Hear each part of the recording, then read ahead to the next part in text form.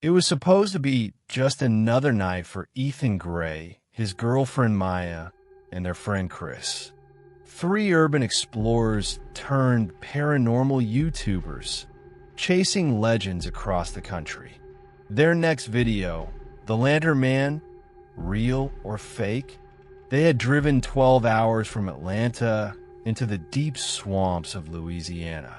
By sunset, they reached Millstone Bayou, a half-abandoned fishing town where even the houses looked tired. Wooden signs leaned sideways. The marsh water was black as oil, and every window seemed to stare back at them. Creepy enough for you? Chris joked, pulling out his camera. Maya shivered. It's perfect, but I don't like how quiet it is. Ethan smiled for the vlog. All right, guys, we're here, Millstone Bayou, home of the Lantern Man. Locals say he roams the swamps, luring travelers with a light. We're going to spend the night out here, see if we can find him. A few old men sitting outside a store turned their heads when they heard that name. One of them, gray-bearded and sunburned, called out, "You kids don't want to go down that road after dark. You don't like cameras." Ethan chuckled. "Who, the ghost?" The man didn't smile. He just spat into the dirt and muttered, "The light hunts the living." By nightfall, the group had reached the old wooden pier that led deep into the marshlands. Fog drifted like breath over the water. Maya set up her tripod. "Ethan, this sounds weird here. It echoes."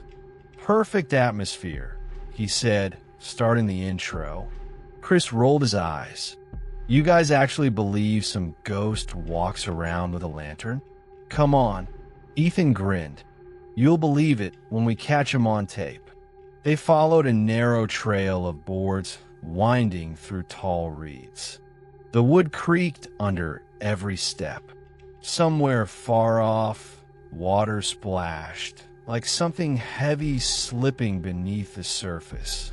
"Probably a gator," Maya whispered. But when Chris shone his flashlight toward the sound, the water was still. They walked deeper, half a mile in, until the last of the town lights vanished behind the mist. At T1:13 a.m., Maya froze. "Wait, do you see that?" Through the curtain of fog, something glowed, faint and golden, maybe 50 yards away. A floating orb, swaying slowly from side to side. Ethan's heart raced. "That's it. That's the lantern." Chris laughed nervously. Probably some fishermen. But when he zoomed in, there was no body behind the light.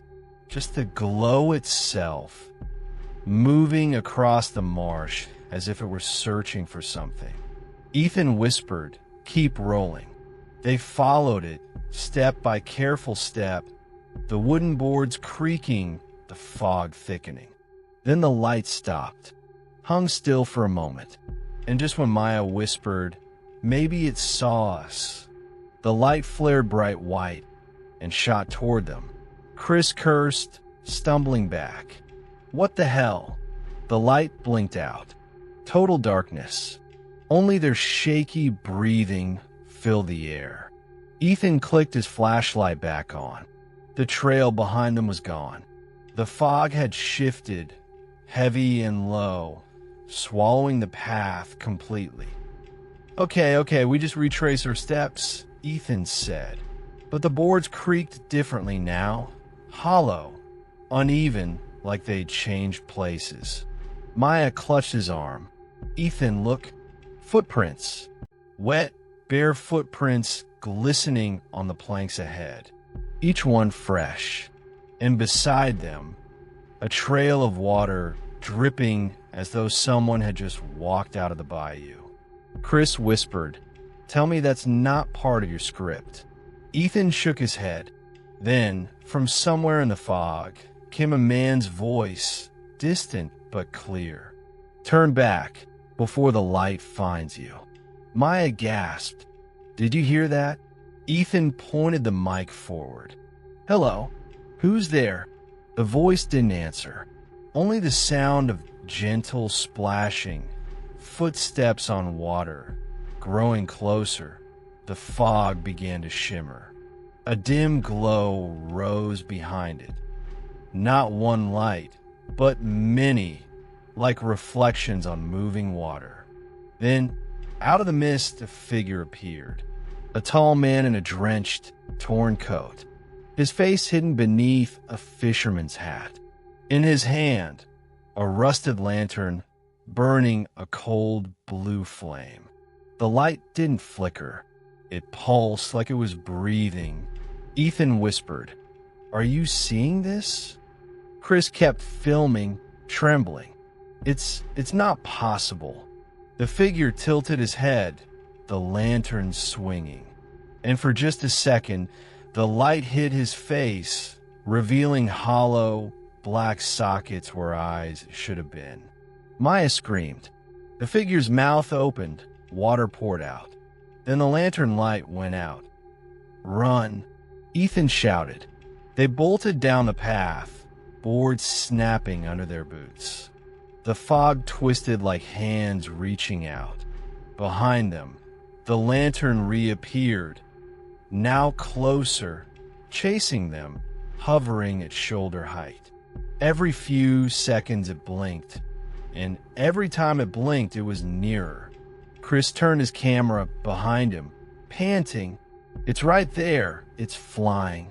Don't stop," Ethan yelled. Maya tripped, falling onto the planks. Ethan grabbed her arm, but when he pulled her up, the boards beneath her buckled, and she screamed as her leg plunged into the water. Chris reached out to help, but something cold wrapped around Maya's ankle. She shrieked, "Something's holding me." Ethan and Chris pulled, but a dark, bloated hand emerged from the swamp, gripping her tight. Then, with a violent tug, Maya was dragged under. Silence. Only ripples spreading where she'd been. Ethan screamed her name again and again. Then the lantern light rose from the water, and for an instant, Maya's face appeared inside the glow, her eyes wide, mouth open in a silent scream. Chris dropped the camera. "We have to go." They ran, not knowing which way anymore, until the boards ended at a broken pier.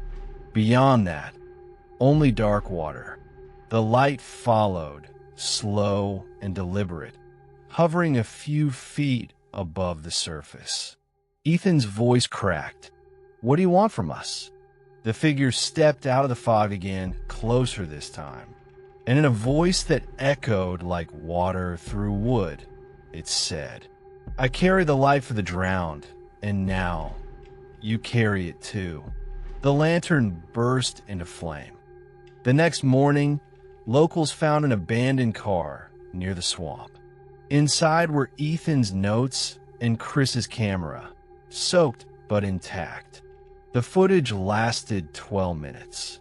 It showed their arrival, the fog, the first flicker of light, then static.